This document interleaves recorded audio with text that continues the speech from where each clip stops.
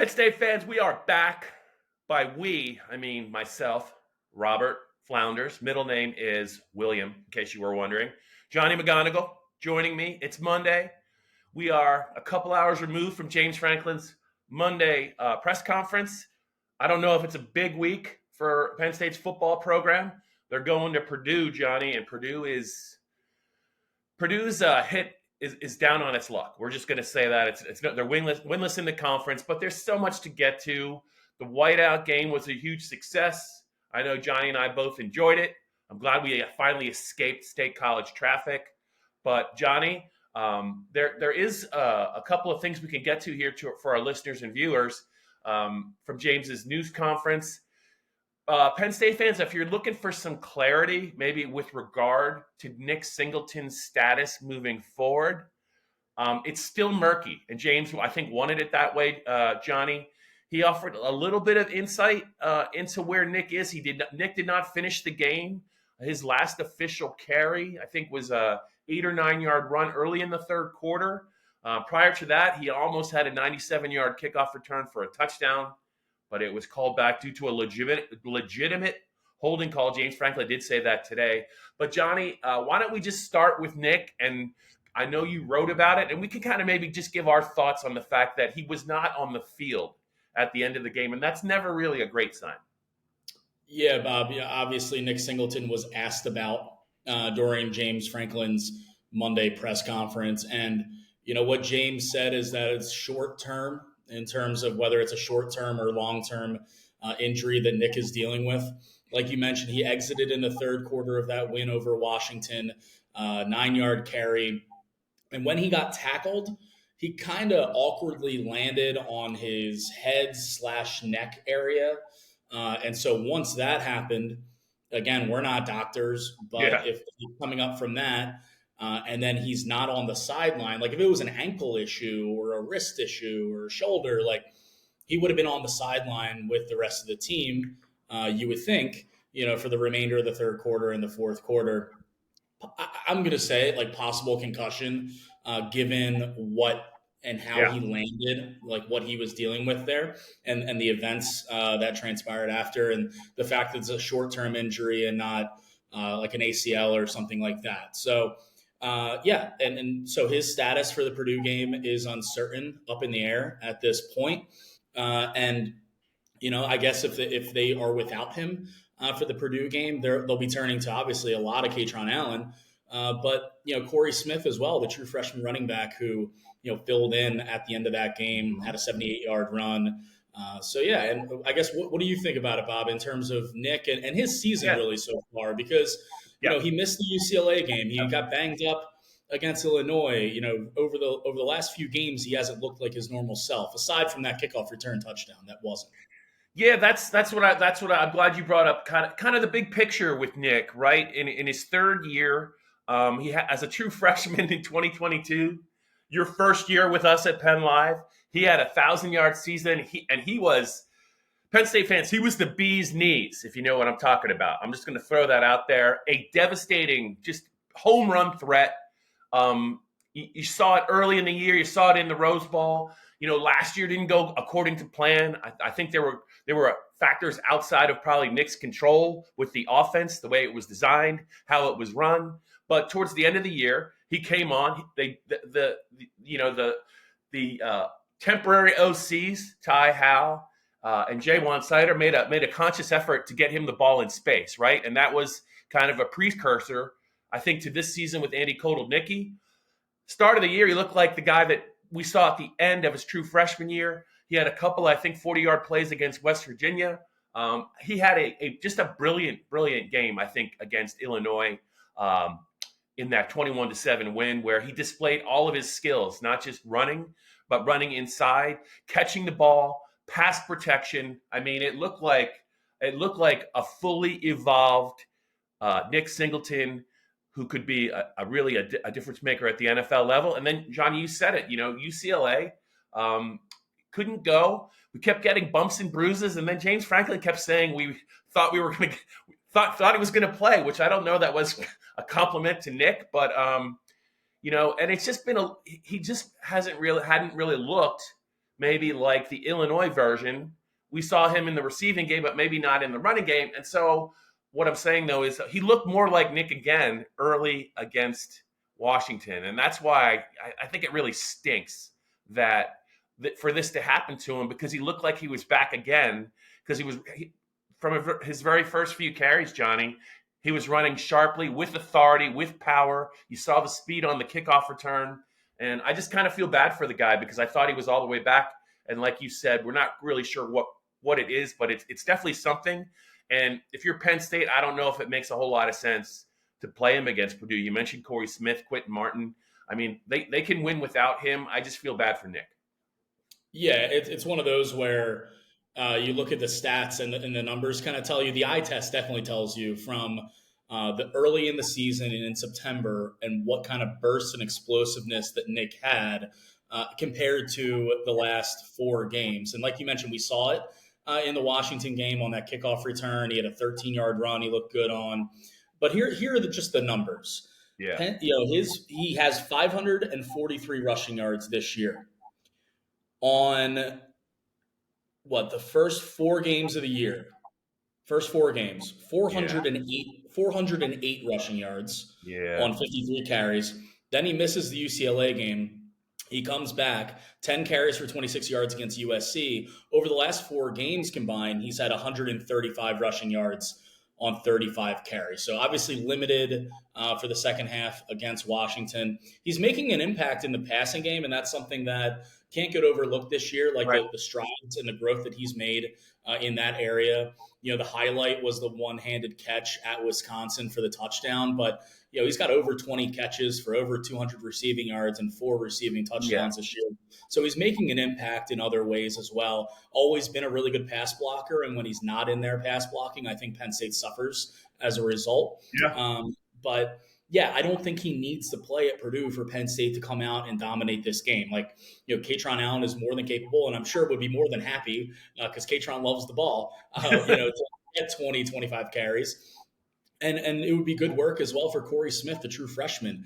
I don't think in an ideal world that they would want to play Quentin Martin because he's around that. They want to redshirt him. He's around that number, the 4-game limit for the regular season. But I think Corey Smith showed you enough in little spurts there against Washington. Then behind closed doors in practice, there's a lot of people in the Lash building that have been impressed with him. So they can certainly get by against Purdue without Nick if they need to. And give him some time before the final 2 games of the season.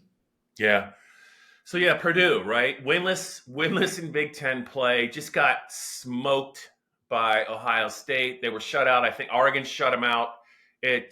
Somehow they scored like 49 points against Illinois, which doesn't really track with the rest of their games. They won their first game against Indiana State, and it's just been all bad.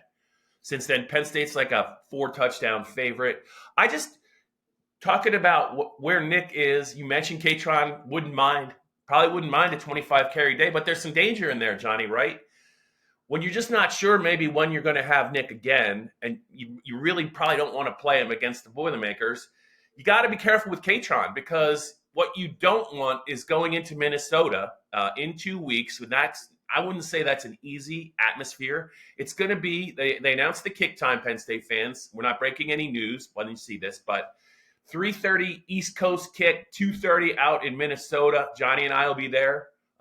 Looking forward to it. Joe Herman will be there. But I just think if you're James Franklin and you're Jaywan Sider and you're Andy Kotelnicki, you have to be careful, I think, with Katron now too, until you're sure that Nick is out of the woods. Because if you don't have either one of them, or both of them are not 100% for Minnesota, that's just no sure thing.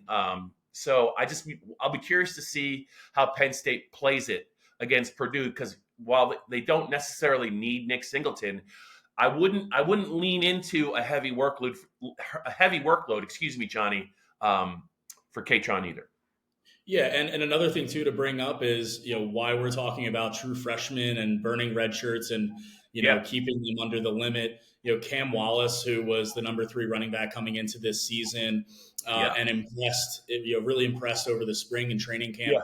Suffered a serious injury in the Kent State game, I believe it was, after he was running pretty well. And I think some guys, some reporters saw him on the field in a wheelchair or Yeah, one right. of those carts, singing the alma mater after the game against Washington. So he's done for the year, it looks like. And then London Montgomery transferred out.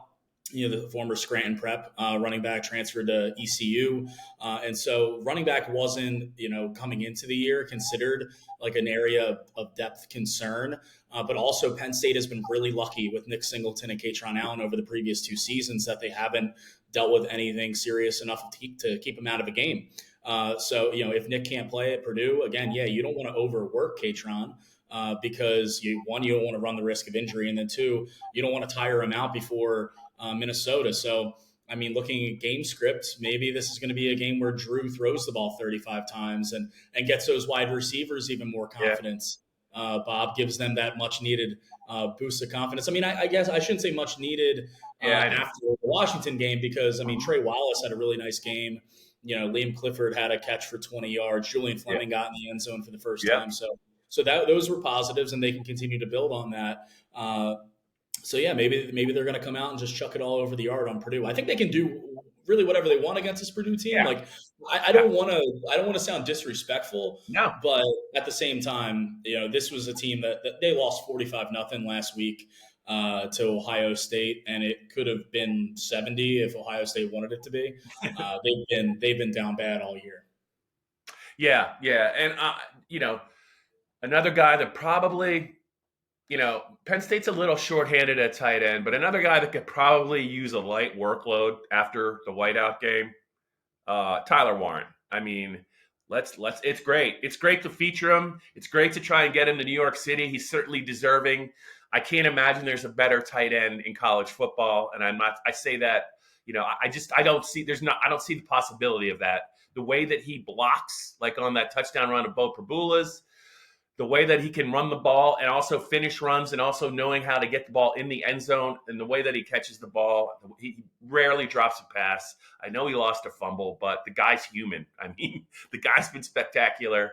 I think that maybe if I was Andy or I'm James, I'm like, hey, let's just throw the ball to the wideouts, right? Let's get like a double-digit lead, and then let's get real vanilla. I think our defense could probably hold this team under 10 points. We're going to respect them, but we don't need to run up the score.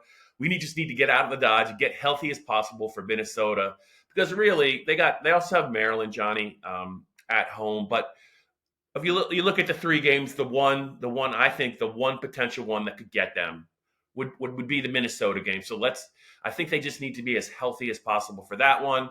But I will say, Johnny, let's steer it back towards James, and I want to get your thoughts on 2 points. I can't say I knew a lot about Corey Smith before those 5 carries, and I don't want to make too big of a deal against a Washington team that was pretty much gassed at the end of the game. They were physically humiliated. I think they were. I'm sure they didn't have their best guys in there, and he got loose for a 78-yard run, the longest play of Penn State's season. He did get caught from behind, which James kind of hinted that he probably caught some grief from his teammates, good-natured grief. But when you think about this guy, I know you've done some stuff, I think, with him maybe in the past in terms of when Penn State was looking at him. Maybe I'm wrong, but is he a guy that can potentially move the needle, do you think, for Penn State? Maybe not in the present, but maybe in the not too far off future. Yeah, definitely. I mean, this is a 4-star prospect coming out of Waukesha, Wisconsin. And Penn State doesn't get many guys from there, but they got Corey Smith and Donovan Harbor, the offensive lineman. They were high school teammates, signing in the 2024 recruiting class. And, there was a lot of pub around Quentin Martin coming in, Bell Vernon, number 1 player, in the state, depending on where you look at, PA kid.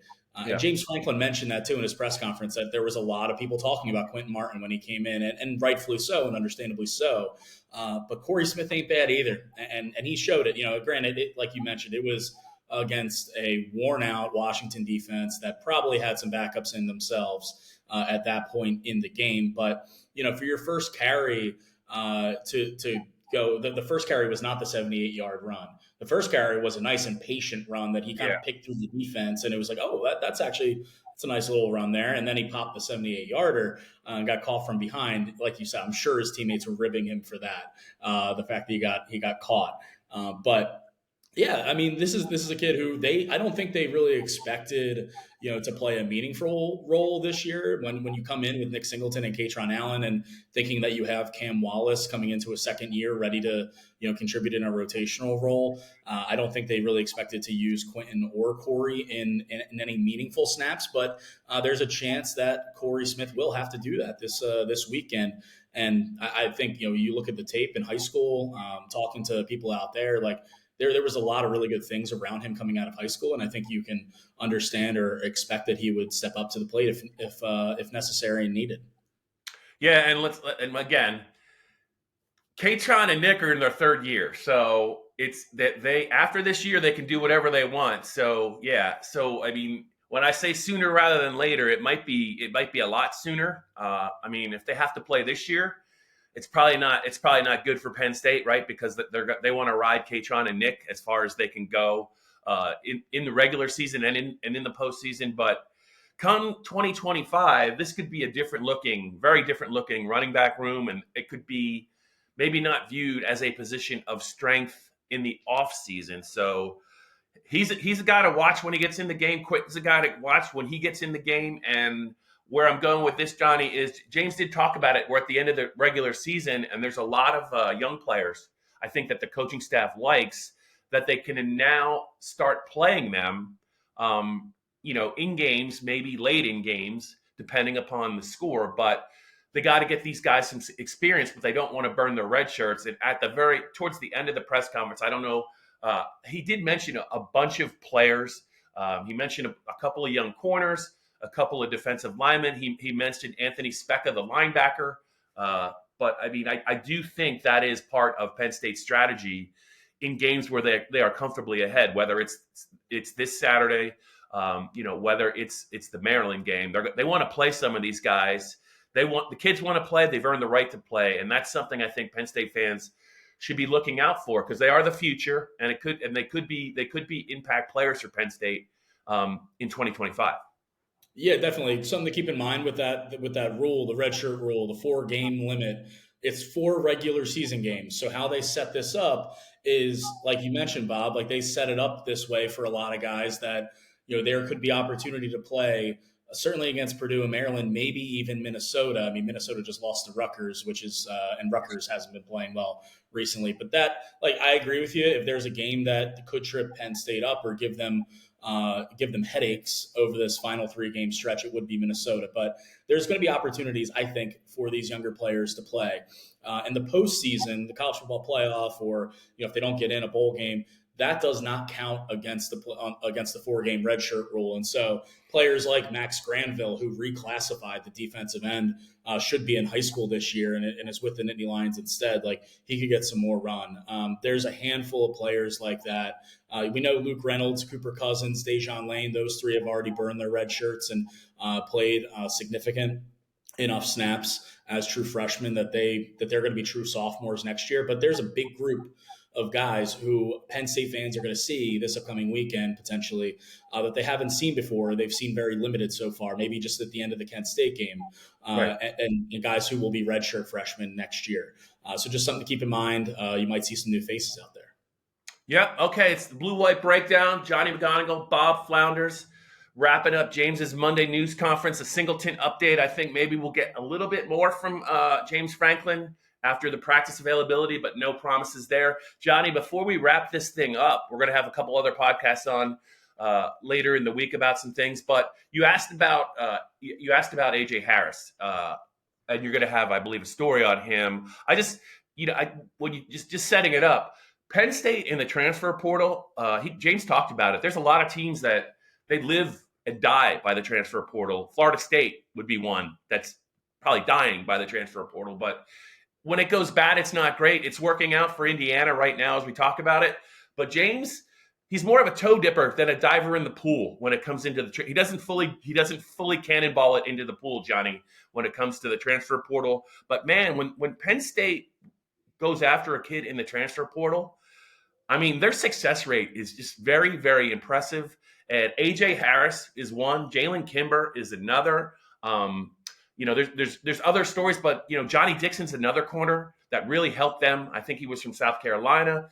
In 2021, for 1 year, they had Arnold Ebiketie from Temple, who was a fearsome edge rusher. Not maybe Abdul Carter good, but AJ Harris is yet another win. Jalen Kimber is another huge win. James praised Terry Smith really for upgrading the state of the corner room. It's now an NFL room, and it probably really wasn't maybe 5, 6, 7, 8 years ago.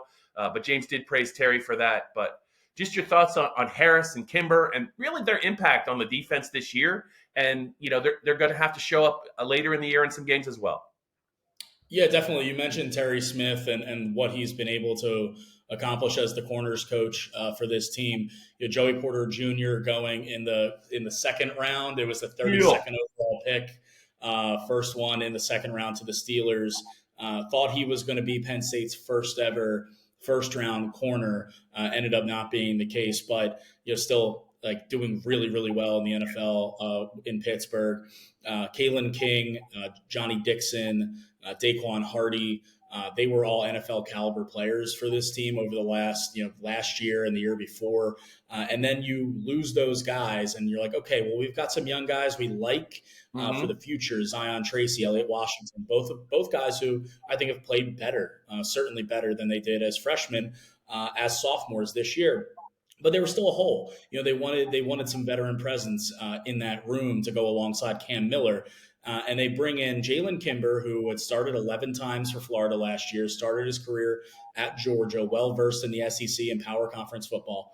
And you bring in AJ Harris, who is a little different than what they've done in the past. It's almost like it's more of like a Chop Robinson situation where, spends 1 year at the school and former 5-star prospect, and then comes to Penn State as a younger player, eager to be developed and with a boatload of talent. And we've seen that from AJ Harris this year. Pro Football Focus has him graded as the second best corner in the Big Ten with at least 100 snaps this year in terms of coverage grade. And that shows up when you watch him on the field too. I mean, in man coverage, he's been really, really good. I mean, I think he's only allowing about 50% completion rate when targeted. And he's got that attitude too, which you need from a corner. And the prospect of it and what James talked about when I asked him about him is that it's like he still has so much more room to grow. He's really talented and having a really good season right now, but the kid's a redshirt freshman. Like he's got at least another year with you next year. And the prospect of him getting better, I mean, that would be a feather in the cap of Terry Smith again. And that's a guy who could get drafted high in the NFL in a couple years from now. So yeah, AJ Harris has been really good for this team. Like I mentioned, I think the other corners have been solid as well, but AJ Harris is really standing out. Yeah, and I do think he's kind of, you look at him and he looks a little skinny. He's not skinny. He's very well put together. He's just lanky, but he's not afraid to show up and run support. He made some plays, I think, Saturday night where I think against the big running back, the 229-pounder, I think he took his legs out. He hit him low. It was a very, I think it limited to like a 1 or 2 yard gain when he looked like he might get the corner. Like that's not the only time he's done that. I would say he's pretty willing to mix it up, maybe against bigger players in the run game, which is also something that I think will get him noticed quickly at the NFL level. So yeah, he has been, when you think about what Penn State's done in the transfer portal, it's not necessarily quantity, it's quality. When they strike and they go after somebody, usually that player is gonna help them. And it's not just on the defensive side. They've had some wins, whether it's Hunter Norzad, whether it's some wideouts, they've had some wins. They have. And so Penn State fans, when you see them add somebody, there's usually a pretty good chance that player, if it doesn't help them right away, it's going to be soon. Even Davian Collins, now I guess in year 2 with Penn State, is starting to make some plays. He made some plays, real good plays against Washington. So kudos to James and his staff. They're doing a great job. Johnny, before I'm just going to congratulate you. Congratulations to your Eagles for just dismantling my Cowboys. Is there anything else I can ask you about on this episode of the Blue White Breakdown? Just one quick thing. First of all, go Birds. I took a -6.5 or 7.5, whatever it was. I wish I took a -20. That would have been nice. But no, look, one more thing I want to hit on Yeah. is the upcoming CFP rankings Right. that are going to be coming out Tuesday night. Penn State was number 4 in the AP poll, number 4 on my AP ballot this week after Georgia lost to Ole Miss and after Miami dropped a game surprisingly at Georgia Tech. I say surprisingly, like Miami has been playing with fire all year. Yeah. Arguably should have lost against Virginia Tech, could have lost at Cal, and then they go ahead and get down early again, and those second half kids, they couldn't come back. So Penn State moves up to 4 in the AP, and I would expect the same thing from the CFP rankings, given that Penn State was number 6 last week by the committee.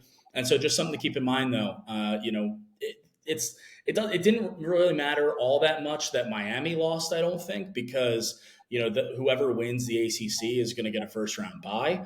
But the fact that Georgia lost and throws that SEC picture into a little bit murkier situation, I think helps in terms of Penn State's efforts to not only get into the playoff, but to ultimately host the first round game against a more favorable opponent.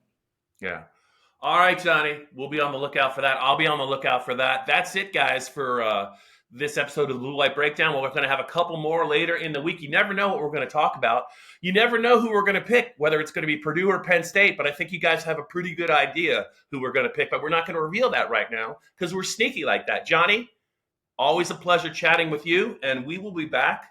Check back on PennLive every day for updates, and we'll see you soon.